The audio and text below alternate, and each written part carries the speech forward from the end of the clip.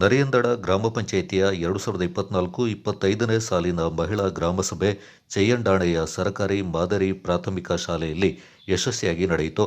ಕಾರ್ಯಕ್ರಮದಲ್ಲಿ ಮುಖ್ಯ ಅತಿಥಿಗಳಾಗಿ ಮಹಿಳಾ ಮತ್ತು ಮಕ್ಕಳ ಕಲ್ಯಾಣ ಇಲಾಖೆ ಅಧಿಕಾರಿ ಶೀಲಾ ಅಶೋಕ್ ಪಾಲ್ಗೊಂಡು ಮಾತನಾಡಿ, ಆಶಾ ಕಾರ್ಯಕರ್ತೆಯರು, ಅಂಗನವಾಡಿ ಕಾರ್ಯಕರ್ತೆಯರು ತಮ್ಮ ವ್ಯಾಪ್ತಿಯ ಕೆಲಸ ಕಾರ್ಯಗಳನ್ನು ಸಮಯಕ್ಕೆ ಸರಿಯಾಗಿ ಕ್ರಮಬದ್ಧವಾಗಿ ವಹಿಸಿ ಇಲಾಖೆಯಿಂದ ಸಿಗುವ ಸೌಲಭ್ಯಗಳನ್ನು ಸಮುದಾಯಕ್ಕೆ ಒದಗಿಸುವಲ್ಲಿ ಸಕ್ರಿಯರಾಗಬೇಕು ಎಂದರು.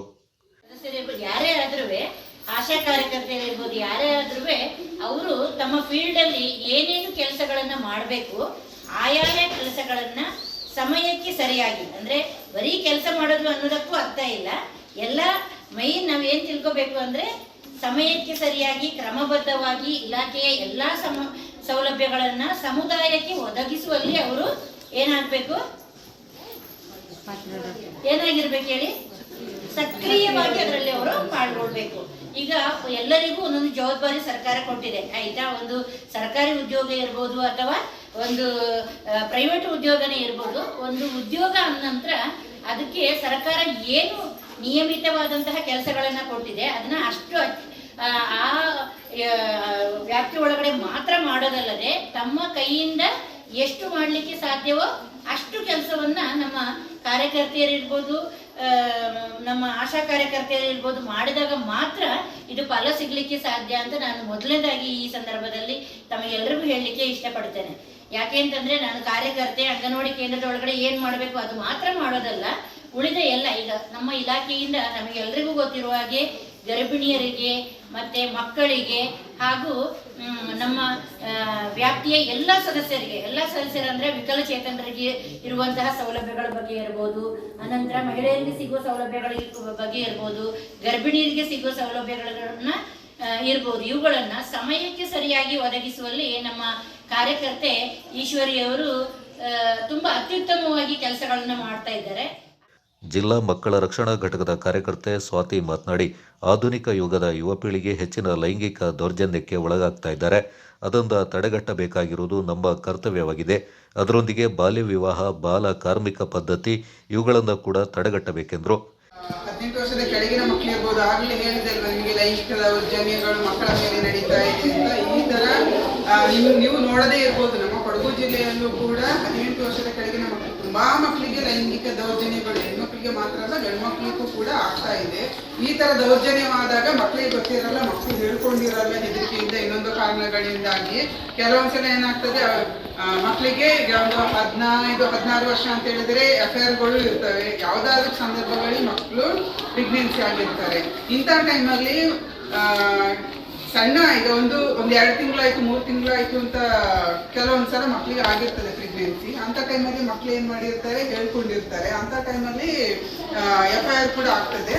ಆವಾಗ ಅವ್ರು ಮಕ್ಕಳು ಬೇಡ ಅಂತ ಹೇಳಿದಾಗ ನಮ್ಮ ಕಚೇರಿಗೆ ಬರ್ತಾರೆ. ಸಿಸ್ಟಮ್ಯಾಟಿಕ್ ಆಗಿ ಇದೆ, ಆಗ್ಲೇ ಹೇಳಿದಂಗೆ ಚೈಲ್ಡ್ ವೆಲ್ಫೇರ್ ಕಮಿಟಿ CWC ಅಂತ ಇದೆ, ಅದರ ಮುಖಾಂತರ ಬಂದು ಅದರ ಮೂಲಕ ಆ ಮಕ್ಕಳ ಅಬಾರ್ಷನ್ ಅನ್ನ ಮಾಡಲಾಗ್ತದೆ. ಇದು ಪ್ರೊಸೀಜರ್ ಪ್ರಕಾರನೇ ಆಗ್ಬೇಕು. ಯಾವುದೇ ಕಾರಣಕ್ಕೂ ಮಕ್ಕಳ ಪ್ರೆಗ್ನೆನ್ಸಿ ಆದ್ರೆ ಎಲ್ಲರೂ ಹೋಗಿ ಅಬಾರ್ಷನ್ ಮಾಡೋಕ್ಕೂ ಆಗೋದಿಲ್ಲ, ಕೇಸ್ ಆಗ್ತದೆ. ಈ ತರ ಕೆನರಾ ಬ್ಯಾಂಕ್ ವ್ಯವಸ್ಥಾಪಕ ತೇಜೇಶ್, ಗ್ರಾಮ ಪಂಚಾಯತ್ ಅಧ್ಯಕ್ಷೆ ಪೆಮ್ಮಂಡ ಕೌಶಿಕ್ ಅವೇರಂಬ, ನರಿಯಂದಡ ಗ್ರಾಮ ಪಂಚಾಯತ್ ಉಪಾಧ್ಯಕ್ಷರಾದ ಕೋಡಿರ ವಿನೋದ್ ನಾಣಯ್ಯ, ಅಭಿವೃದ್ಧಿ ಅಧಿಕಾರಿ ಆಶಾಕುಮಾರಿ, ಗ್ರಾಮ ಪಂಚಾಯಿತಿ ಸದಸ್ಯರು ಮತ್ತಿತರ ಪ್ರಮುಖರು ಈ ಸಂದರ್ಭ ಪಾಲ್ಗೊಂಡಿದ್ದರು.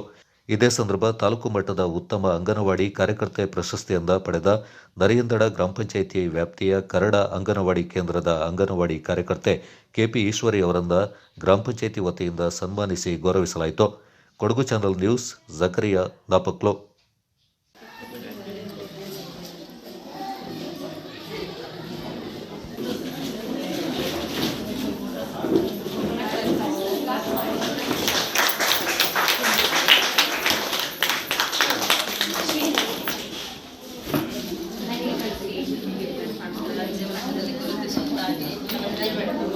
ನೆಕ್ಸ್ಟ್ ಇಯರ್ ಎಲ್ಲರೂ ಇಲ್ಲಿ ಕೂರಬೇಕು. ಜನಸುರಕ್ಷಾ ಯೋಜನೆ ಬಗ್ಗೆ ಕೆಲವೊಂದು ಮಾಹಿತಿಯನ್ನು ಕೊಡಬೇಕಾಗಿ ನಾನು ಬಂದಿದ್ದೇನೆ. ಪ್ರಧಾನಮಂತ್ರಿಯವರ ಸುರಕ್ಷಾ ಯೋಜನೆಯಲ್ಲಿ ಮುಖ್ಯವಾಗಿ ಪ್ರಧಾನಮಂತ್ರಿ ಸುರಕ್ಷಾ ಬಿಮಾ ಯೋಜನಾ ಮತ್ತು ಪ್ರಧಾನಮಂತ್ರಿ ಜೀವನ್ ಬಿಮಾ ಯೋಜನಾ, ಅಟಲ್ ಪೆನ್ಷನ್ ಯೋಜನಾ ಇವು ಬಹುಮುಖ್ಯವಾಗಿ ಬರ್ತಕ್ಕಂಥದ್ದು. ಅದರ ಜೊತೆಗೆ ಪ್ರಧಾನಮಂತ್ರಿ ಜನ್ಧನ್ ಯೋಜನಾ ಅಂತ ನೀವೆಲ್ಲರೂ ಕೇಳಿರ್ತೀರಿ, 0 ಅಕೌಂಟು ಮಾಡಬೇಕು ಅಂತೇಳಿ. ಅಲ್ಲಿಂದ ಶುರು ಮಾಡ್ತೀನಿ. ಸೊ ಯಾವುದೇ ಒಬ್ಬರು ಹೆಣ್ಮಕ್ಳು ಒಂದು ಅಕೌಂಟನ್ನು ಓಪನ್ ಮಾಡಬೇಕು ಅಂದರೆ 1,000 5,000 ಈ ಥರ ಎಲ್ಲ ಬೆನಿಫಿಟ್ ಇರೋವಂಥ ಒಂದು ಅಕೌಂಟ್ಗಳು ಇರ್ತವೆ. ಅದೇ ನಮ್ಮ ನ್ಯಾಷನಲ್ ಬ್ಯಾಂಕಲ್ಲಿ ನಿಮಗೆ ಜನ್ಧನ್ ಯೋಜನಾ ಅಂತ 0 ಅಕೌಂಟನ್ನು ಓಪನ್ ಮಾಡಿ ಕೊಡ್ತೇವೆ. ಅದು ಜಸ್ಟ್ ಒಂದು ಆಧಾರ್ ಕಾರ್ಡು 2 ಫೋಟೋ ತಂದು ಕೊಟ್ಟರೆ ಸಾಕು. ಅದರಲ್ಲಿ ನಿಮಗೆ ಏನಾಗುತ್ತೆ ಅಂದರೆ ಇನ್ಶೂರೆನ್ಸ್ ಕವರೇಜು 2 ಲಕ್ಷ ತನಕ ನಿಮಗೆ ವಿಮೆ ಆಲ್ರೆಡಿ ಕವರ್ ಆಗಿಬಿಡುತ್ತೆ. ಮತ್ತು ನೀವು ಎಕ್ಸ್ಟ್ರಾ ಅಮೌಂಟ್ ಏನು ಕಟ್ಟೋ ಅವಶ್ಯಕತೆ ಇಲ್ಲ. ಆಮೇಲೆ ಮಿನಿಮಮ್ ಬ್ಯಾಲೆನ್ಸ್ ಏನಿರ್ತದೆ ಅದನ್ನು ಕಟ್ಟದೇ ಇದ್ದರೆ ನಿಮಗೆ 59 ರೂಪಾಯಿ ಚಾರ್ಜ್ ಬೀಳುತ್ತೆ ಬೇರೆ ಅಕೌಂಟ್ ಆದರೆ. ಅದೇ ನೀವು ಜನ್ಧನ್ ಯೋಜನೆಯಲ್ಲಿ ಮಾಡಿಸಿದ್ದೇ ಆದರೆ ನಿಮಗೆ ಯಾವುದೇ ರೀತಿ ಶುಲ್ಕ ಇರಲ್ಲ. ಆಮೇಲೆ ರೂಪೇ ಕಾರ್ಡನ್ನು ಇಶ್ಯೂ ಮಾಡ್ತೀವಿ. ಅದು ರೂಪೇ ಕಾರ್ಡ್ ಯೂಸ್ ಮಾಡೋದ್ರಿಂದ ನಿಮಗೆ ಇನ್ಶೂರೆನ್ಸ್ ಕವರ್ ಆಗ್ತದೆ. ನಿಮ್ಮದು ಎಲ್ಲ ಕೆಲವೊಂದು ಬೆನಿಫಿಟ್ಟು ಈಸಿಯಾಗಿ ಲಿಂಕ್ ಆಗುತ್ತೆ. ಈಗ ಯಾವುದಾದ್ರು ಪೆನ್ಷನ್ ಆಗಿರ್ಬೋದು, ಅಕ್ಕಿ ದುಡ್ಡು ಅಂತೆಲ್ಲ ಕರೀತಾರೆ, ಅವೆಲ್ಲದು ಈಸಿಯಾಗಿ ಲಿಂಕ್ ಆಗುತ್ತೆ. ಮತ್ತು ಪ್ರಧಾನಮಂತ್ರಿ ಸುರಕ್ಷಾ ಬಿಮಾ ಯೋಜನಾ ಅಂತೇಳಿ, ಈ ಪ್ರಧಾನಮಂತ್ರಿ ಸುರಕ್ಷಾ ಬಿಮಾ ಯೋಜನಾ ಅಂತಂದರೆ ವರ್ಷಕ್ಕೆ 20 ರೂಪಾಯಿ ಕಟ್ಟುವಂಥದ್ದು.